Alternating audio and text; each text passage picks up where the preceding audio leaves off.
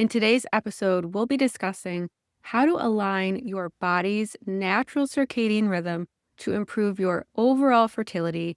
Welcome to the Finally Get Pregnant Naturally podcast, the podcast helping women identify the real reasons you haven't conceived or stayed pregnant so you and your partner can finally grow the family of your dreams. I'm your host, Dr. Katie Wood. Let's dive in, shall we? In this episode, you'll discover what a circadian rhythm is and why it's important for fertility and PCOS, what disrupts your circadian rhythm, and how to start supporting your circadian rhythm for optimal fertility today. Plus, 3 actionable steps for you to cultivate foundations to support your fertility. I'll be talking with Jillian Greaves, a functional dietitian and women's health specialist and owner of the private practice Jillian Greaves Functional Nutrition and Wellness. Jillian provides comprehensive nutrition and lifestyle counseling to women with a special emphasis on PCOS, hormone balance, and digestive health. So welcome, Jillian. I'm really excited for today's topic. I don't think that I've ever done a deep dive into the circadian rhythm on the podcast yet. And I was just having a conversation with one of my clients about if you did this for your fertility, you would see so much change, like in your hormones and so many different things. So really excited to have you here to talk about this. So excited and so excited. I'm the first to dive into this. I feel like it's a super, super important topic that really does get overlooked. Yeah, because I think it just seems too simple and it doesn't cost anything. And yeah, it's just one of those habits that I think can be really hard to break. I can be guilty of not having optimal habits to support my circadian rhythm. But I think when you have that background knowledge and information about why it's important and the changes you can see, then it makes it a little bit easier to stick with. Totally. And we like to overcomplicate things, right? And to your point, it can't be that simple. And the habits that support and optimize circadian rhythms can be simple, and the impact is really huge, which is amazing. Absolutely. So for anyone who's listening, maybe they've heard the word circadian rhythm, but they don't entirely understand what that is and what that means. So I'd love to have you define that for everyone. Yeah. So circadian rhythms, for anyone who is not familiar, circadian rhythms are physical, mental, and behavioral changes that follow roughly a 24-hour cycle. Circadian rhythms work by helping to make sure that internal processes are happening in the right place and at the right time. At the end of the day, circadian rhythms are basically making sure that all of our internal processes are operating as they should. Circadian rhythms are regulated by a master clock, as we refer to it in the brain. So we have a master clock, which is I'll butcher this name, but the suprachiasmatic nucleus, or the SCN, that's found in the hypothalamus. So this is our master clock. And we have peripheral clocks that are found all throughout our body, in our tissues, on our organs. And essentially, the master clock in the brain is going to receive information from our outside world, our environment, and it's going to communicate or send signals to all the other clocks throughout the body. And this is going to stimulate the production of hormones and neurotransmitters and really have a ripple effect on all of our internal processes, again, happening in the right place and at the right time. I think when a lot of people hear the word circadian rhythms, they think about our sleep-wake cycle, right? Which is regulated by circadian rhythms. But I think what's not talked about enough is the fact that we are very much circadian beings by nature, and our thyroid function, our sex hormones and reproductive function, our digestive function, our immune function, our mood and mental health, all of these things in our body are regulated and entrained by circadian rhythms. What a beautiful explanation. Thank you for going a little bit deeper, like you said, because I think a lot of times it is just surface level, oh, the sleep wake cycle. But no, I think there's really like a much bigger picture underneath that label that we can give it. So, why is this important for fertility and maybe someone who is struggling with PCOS on their journey? Yeah, great question. Ultimately, The alignment of our circadian rhythms, again, from a fertility perspective, regulates essentially the release of important reproductive hormones. And specifically, our circadian rhythms are going to regulate hormones like our gonadotropin releasing hormone, our LH, our luteinizing hormone, our FSH, our follicle stimulating hormone. So these are key hormones that kind of regulate and govern essentially the menstrual cycle and play a really key role with supporting follicle maturation and ovulation and the production of our sex hormones. So if circadian rhythms are disrupted, this can lead to abnormalities with our menstrual cycle. So if we're not ovulating regularly, this is, of course, going to impact our chances of conception. With circadian rhythms regulating our immune function and playing a big role with our inflammatory levels in the body, if our circadian rhythms are disrupted, this can have a negative impact on things like egg quality, which is really key and important for fertility.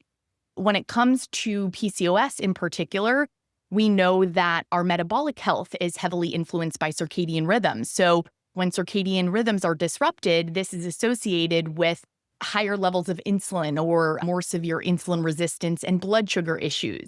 It's associated with higher levels of androgen hormones being hormones that are often elevated in women with PCOS.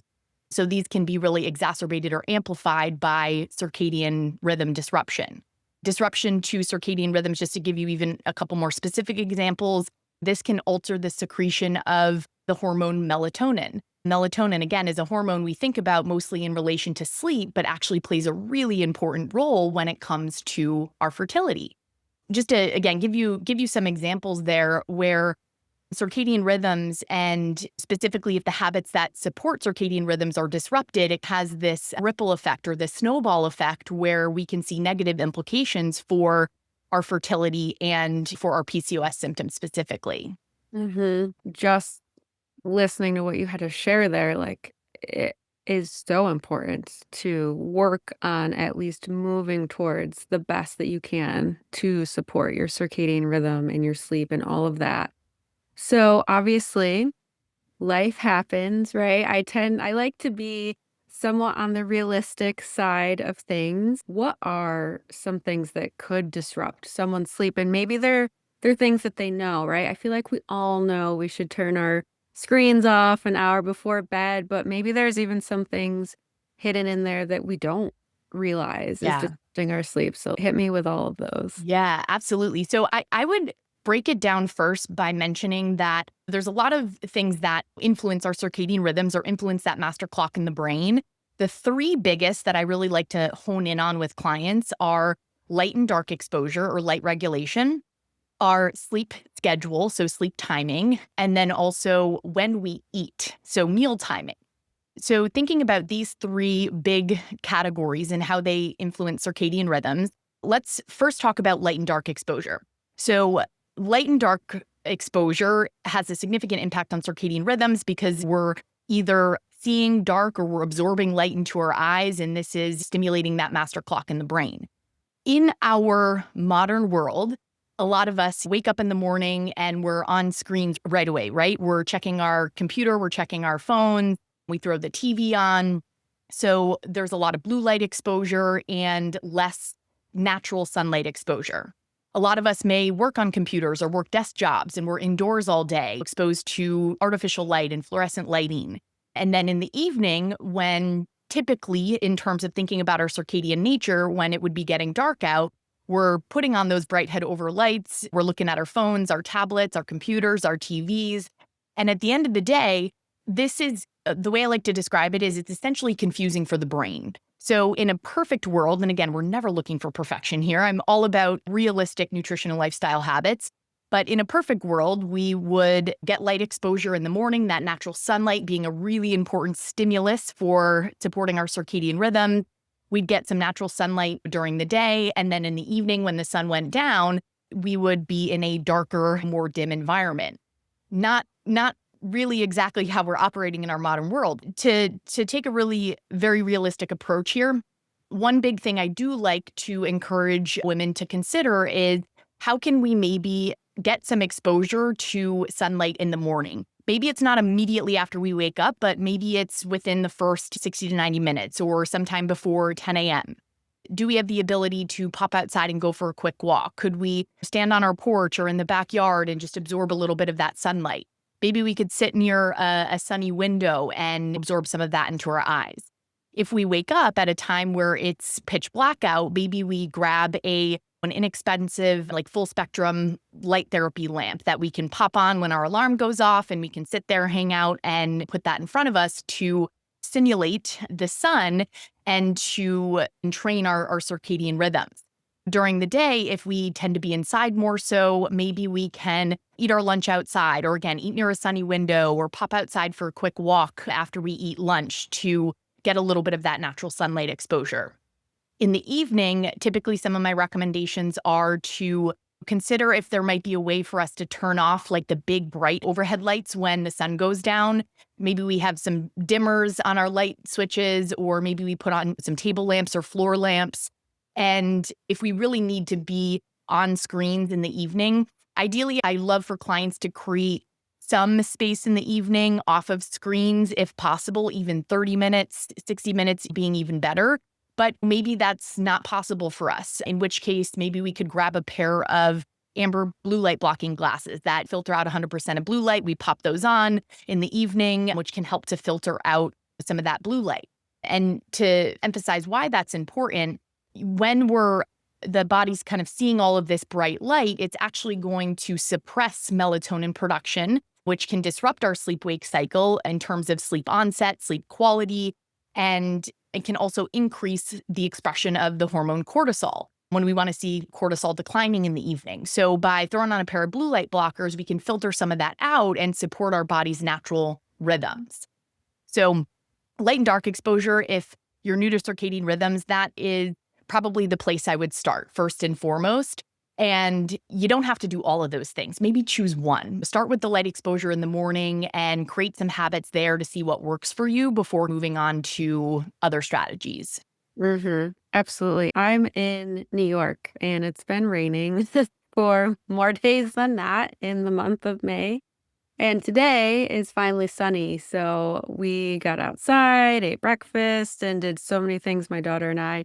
And it was so nice to just get that sunlight, Love that. because getting even near a window or going outside when it's gray out is still important, but having that sunlight is just so energizing and invigorating when you haven't Totally. seen it for days. Oh my gosh, totally. And you feel the difference, right? Yeah. But I think to your point, even if it's cloudy or drizzly, you're still going to reap the benefits of popping outside, even if you can only get outside for a short amount of time. And I will say, just based on my experience working with women over the years, the morning light exposure in particular, if we can find a way to consistently get some exposure, whether it be by the window, outside, using a sun lamp, or a combination of all three, it makes a really notable difference with how women feel in terms of mood, energy levels, digestion. So we can notice some immediate benefits there, but definitely from a fertility perspective and thinking about PCOS symptoms as well, this morning light can be a really key anchor. And I think that, like you said, just pick one change to start with, and they're pretty simple. Getting outside for a few minutes or sitting near a window where you can.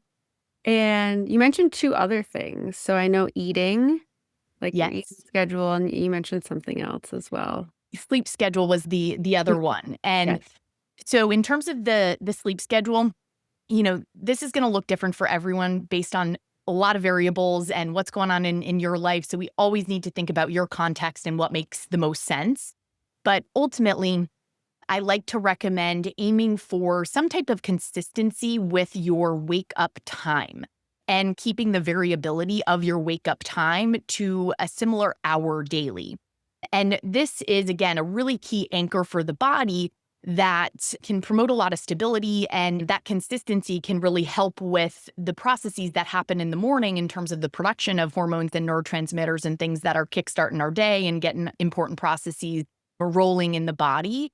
To give you an example of a non-consistent sleep schedule, if you're someone that has to wake up at 6 a.m. every day during the week for work, but on the weekends you sleep in until 9 or 10 a.m., It's not uncommon in these cases for come Monday morning, we feel like we got hit by a bus. We're experiencing what's often referred to as social jet lag, where the disruptions with our sleep timing are actually disturbing our circadian rhythms and making us feel tired and foggy and groggy, and maybe our digestion feels off, our mood feels off. Consistency with that wake up time, again, just keeping it to a similar hour, can be really powerful for optimizing circadian rhythms and supporting that alignment. Same thing with our bedtime. The other thing that I want to point out is that ideally, in terms of how our internal processes operate, being able to get to bed at a time that is a little bit earlier in terms of 9 o'clock, 10 o'clock, maybe being an ideal time frame. If we're staying up till midnight or 1 a.m., even if we're getting 8 hours of sleep, the quality of that sleep and the kind of important repair processes that need to happen overnight are going to be impacted. This is for my night owls out there that like to stay up super late. If you're going to bed at 1 a.m. or going to bed at midnight, is there a way we could start to inch that bedtime a little bit earlier, even by 20 minutes, and then maybe by another 20 minutes, and letting the body adapt? Again, there may be factors that impact your ability to do that, which is okay. But if we're staying up late for no reason, maybe there's an opportunity to bring that bedtime a little bit earlier.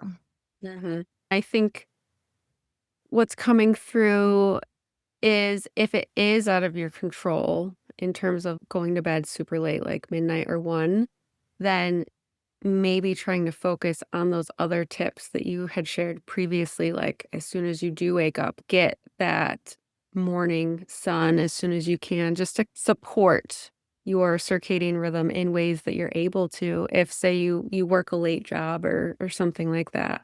Absolutely. And maybe you're grabbing a pair of the blue light blockers that you're wearing later in the evening so we can filter out some of that blue light and support the body in that sense. Know that it definitely does not have to be all or nothing, and any small tweak that you make for supporting circadian rhythms will pay off.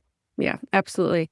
And let's talk about food and Yes. circadian rhythm. I feel like it's common to hear, right? Don't eat before bed and things like that. But I feel like it's for another reason, like more for your weight and not necessarily like your circadian rhythm support. So let's talk about that. Yeah, and ultimately what you're mentioning does boil down to circadian rhythms at the end of the day. Ultimately, I'm an advocate of aligning your pattern of eating with your circadian rhythm, which would essentially mean breaking your overnight fast and having something to eat within the first hour or two of waking, and ideally eating consistent meals and snacks throughout the day, about every 3 to 5 hours throughout the day from there.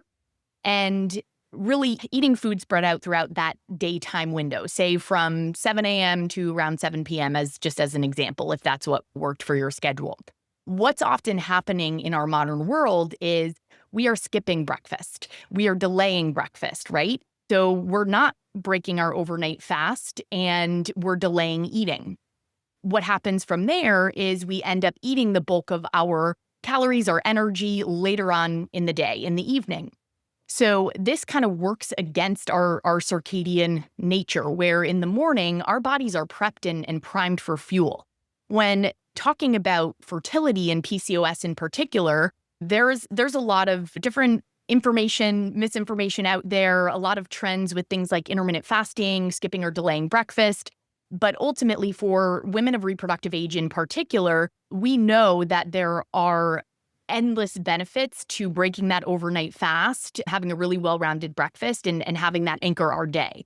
When women skip breakfast, there's actually data that tells us that women have higher levels of cortisol later in the afternoon. They're more prone to issues with blood pressure, experience more issues with blood sugar and insulin resistance.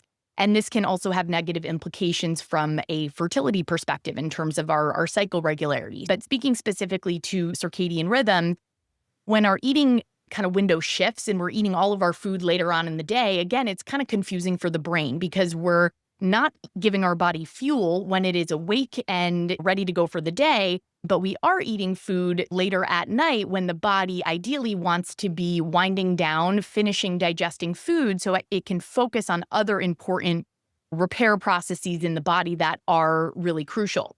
I always like to preface this by mentioning that at the end of the day, biological hunger cues always trump any external rule. If it's 30 minutes before you're going to bed and you're experiencing strong hunger signals, eat something, have a snack. The most important thing is to respond to that. If we're going to bed hungry, that's probably going to disrupt our sleep. So know that none of these things should be treated like a rigid rule. Everything we're talking about, these are tools, right? And even if we're just doing these things sometimes, that can be really beneficial. In terms of optimal circadian rhythm, kind of pattern of eating or meal timing, that's where, again, I recommend eating in the morning soon after waking, eating consistently throughout the day, and maybe we have a little bit of an earlier dinner. But what I see often, and I'm sure you see this is happening as well with clients in practice, again, is the skipping breakfast or the skimping on breakfast. Then we're running on stress hormones. We're experiencing blood sugar and energy crashes. We're getting hangry and snacky in the evening. And it's pretty amazing what just shifting the pattern of eating to support circadian rhythms more so, the impact that that can have in terms of how we feel in an immediate sense, but also the overall bigger picture with optimizing circadian rhythms and fertility. Mm-hmm. Yeah, great tips and awareness on things you could be doing that could be disrupting your circadian rhythm, and then also how you can support it with better decisions and better habits as well. Let's talk about temperature in the room as well, because that can affect your sleep, like Mhm. temperature and then the level of darkness in the room. Is that something that could affect someone's sleep as well? Totally. I love that you bring that up. And ideally, in terms of supporting circadian rhythms and also just deep, good quality restorative sleep, ideally sleeping in a cooler environment is ideal. I think the number is like 62 to 68 degrees, I think it is. I'll have to double check on that. But a cooler environment, when we're sleeping in a hotter environment, we have a harder time, again, getting that deeper, more restorative sleep and that really great recovery that we're looking for with sleep. And then in terms of the environment, ideally, we want our sleeping environment to be pitch black. And we don't want to have light coming in through the shades. We don't want devices that are plugged in that are emitting light. Ideally, we want it pitch black. The easiest solution to that in my mind is grab a sleep mask and throw that on while you're sleeping to make it really dark. And it's that contrast too that's really important for circadian rhythms where we're sleeping in that dark environment. We take our sleep mask off, we open the windows or we pop on our light box and we get that bright light exposure. So that light regulation is key. Hmm. Great tip. Thank you. And I know you have a freebie for the listeners, a PCOS root cause driver quiz and a private podcast, if you want to share about that. Absolutely. We have a quiz, like you mentioned, that is a great starting point for assessing and understanding PCOS root causes a little bit more deeply. And ultimately, when I say root causes, I'm speaking to some of the internal dynamics or imbalances that can commonly drive the progression of PCOS and PCOS symptoms. So this quiz can help you really have a starting point for, all right, based on the symptoms I'm experiencing, what are the areas of opportunity that might need a little bit of love and support? So after you go through the quiz, you get your results and it will guide you to a private podcast based on your results where you can get more information and just some quick action steps for supporting your specific PCOS root causes. Love that. And I feel like what can happen sometimes is people are presenting with some PCOS symptoms, but they are not officially diagnosed. And I feel like this quiz can be so helpful, like no matter what spectrum of PCOS, maybe Yes. PCOS you are on. Totally. I'm so glad you brought that up. And it's so true because achieving a true PCOS diagnosis can often even be hard, right? Based on it being a diagnosis of exclusion. If you have a PCOS diagnosis, the quiz is great for you. But if you just experience PCOS like symptoms, or you've been told you might have PCOS or you suspect it, it's still going to be super helpful. Hmm. Yeah. So go check that out. The link will be in the show notes. And I love to end all of my guest expert episodes with 3 simple action steps you would like to leave with the listeners. So the three big action steps would be, and I'm echoing some of what we had already talked about, but I think to highlight the big three that I would emphasize, one, get morning light exposure some way, somehow, do it in whatever way works for you. Get that morning sunlight. Eat a well-rounded protein-rich breakfast in the morning, break your fast within the first hour or two. And in the evening, engage in a relaxing evening routine, whether it's 2 minutes long, 5 minutes long, 10 minutes long, whatever you have time for. Step away from the screens if you can and let your body relax before bed.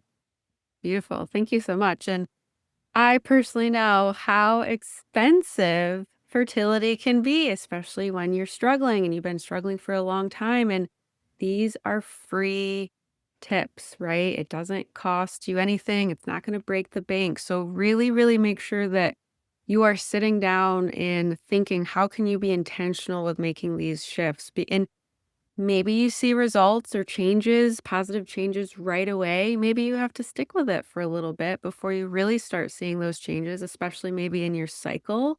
But don't give up on it, because whether it's for fertility or just general health and wellness, these are foundational things that are going to serve you for the rest of your life and pregnancy, postpartum, all of those things. I love to take a step back and think of the big picture here. So make sure that you guys are really, really considering how you can begin doing this if you're not already doing it in your daily routine. So I would love for you to share with the listeners where they can learn more and connect with you.